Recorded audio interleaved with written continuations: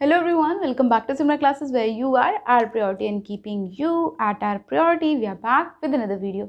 So बच्चों आज का जो टॉपिक है ना वो पर्सनली मेरा फेवरेट है एंड सबसे ज़्यादा इंटरेस्टिंग टॉपिक है हमारे पार्टनरशिप का। बहुत इजी भी है और इसका नाम है गुडविल। तो आज हमें अपनी गुडविल के बारे में पढ़ना है। वैसे गुडविल को हम ऑलरेडी अपने 11th में पढ़ चुके हैं बट उसके बारे में कभी डील नहीं करा ना, उसके बारे में ज़्यादा हमने बात करने की कोशिश करी। बट अब हम आराम से बात करेंगे, पूरा चैप्टर लेके बात करेंगे गुडविल के बारे में। सो गुडविल एक्चुअली होती क्या है? सब बोलते हैं it is an intangible asset और हमें भी पता है कि ये इंटेंजिबल है क्योंकि we can not touch goodwill.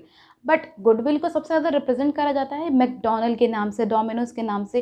क्यों? क्योंकि ये ऐसे नाम हैं जो आप लोगों ने सुने हुए हैं और आप लोगों ने इतने ज़्यादा सुने हुए हैं कि आप इनको अच्छे से रिकग्नाइज कर सकते हो। तो जो नाम बहुत ज़्यादा फेमस हो जाता है ना या बहुत ज़्यादा चल जाता है, जैसे हमने अंबानी सुना हुआ है, बिरला सुना हुआ है। क्यों? क्योंकि ये बहुत ही ज़्यादा प्रोमिनेंट नाम हैं जिनके बारे में हम आए दिन सुनते रहते हैं और इन सब के कामों के बारे में, इनकी पहचान जानते हैं हम लोग। तो जब हम किसी को जानना शुरू कर देते हैं ना, वहीं से उसकी गुडविल बनना शुरू हो जाती है। और वो गुडविल होती हैं दो तरीके की। एक होती है सेल्फ जनरेटेड गुडविल, एक होती है परचेज्ड गुडविल। अब देखिए, परचेज्ड गुडविल और सेल्फ जनरेटेड गुडविल होती क्या है, इससे हमारे ट्रीटमेंट पे बहुत फ़र्क पड़ेगा, इसलिए हमें इसको पढ़ना तो पड़ेगा। हमारे पास है एक सेल्फ जनरेटेड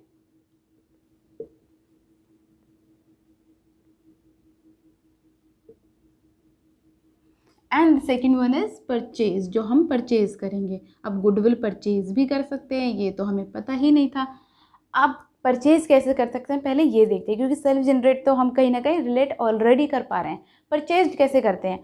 परचेज्ड गुडविल का मतलब होता है कि आप किसी रिकग्नाइज्ड बिजनेस को परचेज करने गए, ठीक है। जैसे मैं गई डोमिनोज को परचेज करने। अब जब डोमिनोज को परचेज करने गई तो उसने बोला कि भाई मेरी तो जो असेट्स हैं टोटल मेरे पास हैं 60 करोड़ की।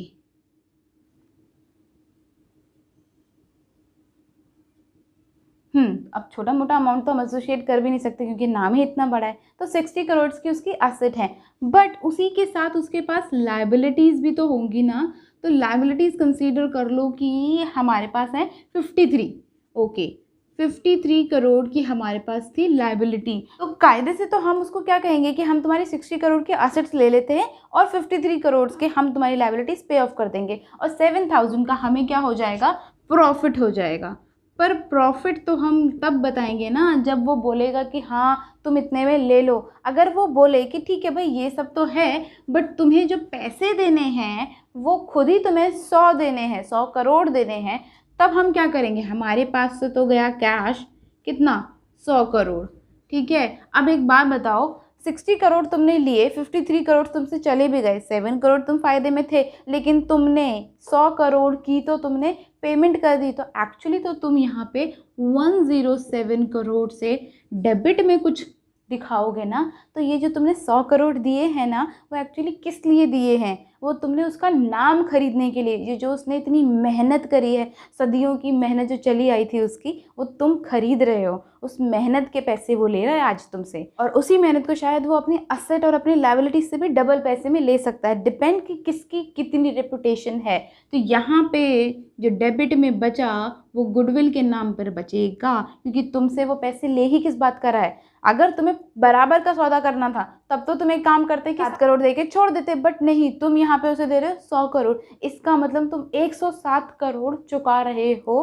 किस लिए? क्योंकि उसका नाम इतना फेमस है। अब आपको पता चला, हम जब खरीदते हैं किसी बिजनेस को, एक्वायर करने जाते हैं और जितनी उसकी एसेट एंड लायबिलिटीज़ हैं, मतलब जितना वो स्टैंड करता है आज की डेट पर, उससे भी ज़्यादा पे करने के लिए अगर रेडी हैं तो इसका मतलब कुछ तो बात है ना उस बिज़नेस में, तभी तो हम उसको पैसे दे रहे हैं। वो जो बात है ना वही वो गुडविल वाली बात है। अब ये जो ले रहा है, हमसे वसूल रहा है 100 करोड़, ये उसने अपनी मेहनत से कमाई है ना।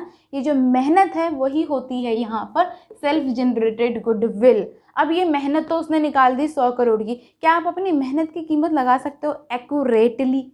नहीं लगा सकते। इसलिए इसकी तो हमें पता चल जाती है कीमत, जब हम परचेज करने जा रहे हैं तो जितना भी हमें देना पड़ा वो हमारे लिए उसकी वैल्यू हो गई। तो हमारी गुडविल कितनी हो गई? 107 करोड़।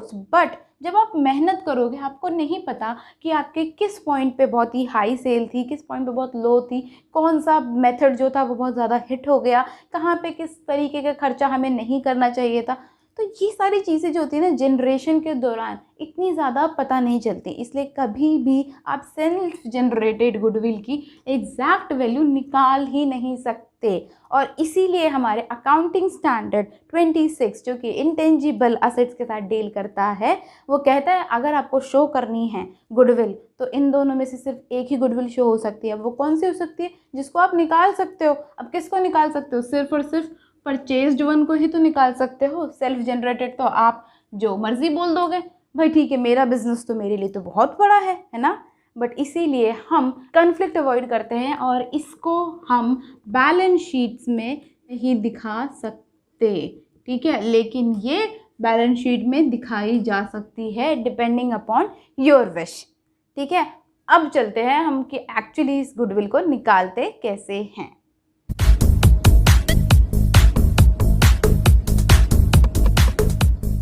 सो ये है बच्चों हमारे गुडविल निकालने के 3 तरीके। एक है average profit method, super profit method and capitalization method. तो सबसे पहला जो है वो एवरेज प्रॉफिट मेथड। अब इसमें जो है ना, हम एक्चुअली प्रॉफिट के बारे में बात करेंगे और इसमें भी कहीं ना कहीं तो हम इसमें भी प्रॉफिट के बारे में ही बात कर रहे हैं। तो हम जो अपना गुडविल का वैल्यूएशन करते हैं वो प्रॉफिट के बेसिस पे करते हैं, क्योंकि जितना अच्छा नाम उतनी अच्छी कमाई। ये बात सुनी है ना हमने। तो ये जो नाम है वो हमें एक्चुअली क्या दे रहा है? कमाई दे रहा है। कमाई क्या है हमारे लिए? प्रॉफिट। इसलिए गुडविल का जो वैल्यूएशन होता है वो प्रॉफिट के ऊपर डिपेंड करता है। अब ये जो एवरेज प्रॉफिट मेथड है ना, इसमें 2 तरीके के मेथड आते हैं। एक होता है सिंपल एवरेज, एक होता है वेटेड एवरेज।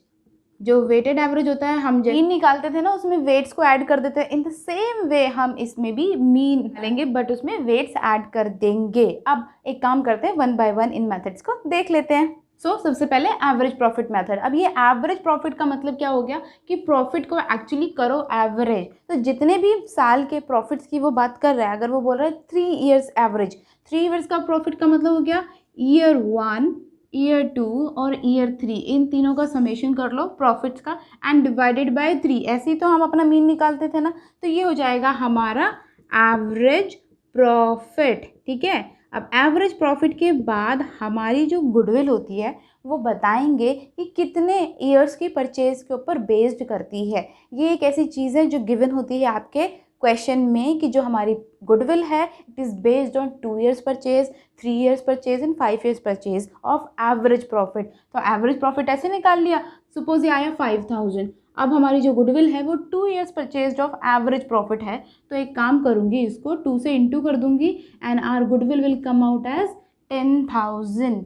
सिंपल। अब अगर इसमें वेट्स ऐड कर दूं, वेट्स का मतलब क्या होगा कि यहाँ पे मैं इसको कुछ वेट असाइन कर रही हूँ। अब वेट असाइन करने के 2 क्राइटेरिया होते हैं, या तो हम सबसे पहले वाले को हाईएस्ट दे देते हैं या तो सबसे लास्ट वाले को। ये तो उससे हमें कोई फ़र्क पड़ेगा नहीं। अगर मैं इसको असाइन करूँ 3 नंबर, तो मैं एक काम करूँगी, इस वाले ईयर के प्रॉफिट को सपोज 2000 था, उसको मैं मल्टीप्लाई कर दूँगी 3 से, यानी कि 6000 हो जाएगा। अब जो सेकेंड ईयर का प्रॉफिट वो हो जाएगा 2000। अब मैं इसका वेट असाइन करूँगी अगर, और वेट में ले लेती हूँ 2 डिसेंडिंग ऑर्डर में, 3, 2 और 1। तो इसको इससे मल्टीप्लाई करूँगी तो कितना आएगा?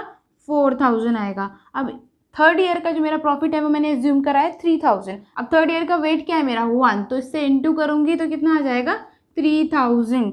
सो 6000, 4000, 3000 will come out as 13,000 and 13,000 divided by 3 will be our average profit. Okay. अब अगर वो बोल देता है कि this goodwill is based on 3 years purchase of average profit, तो average profit तो मेरा ये रहा। 3 year purchase का मतलब 3 से मल्टीप्लाई कर दूँ तो मेरी गुडविल आ जाएगी 13,000। ईजी ना।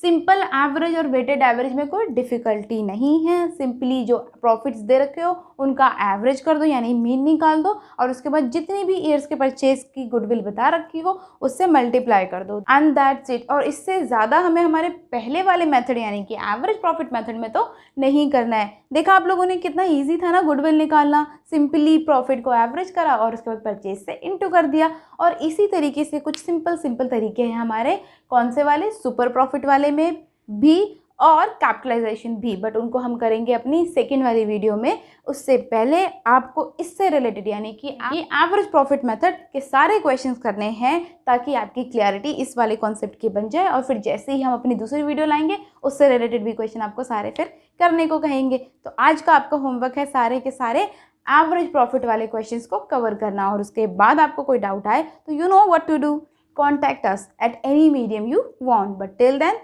do like, share and subscribe to Simra Classes. Thank you.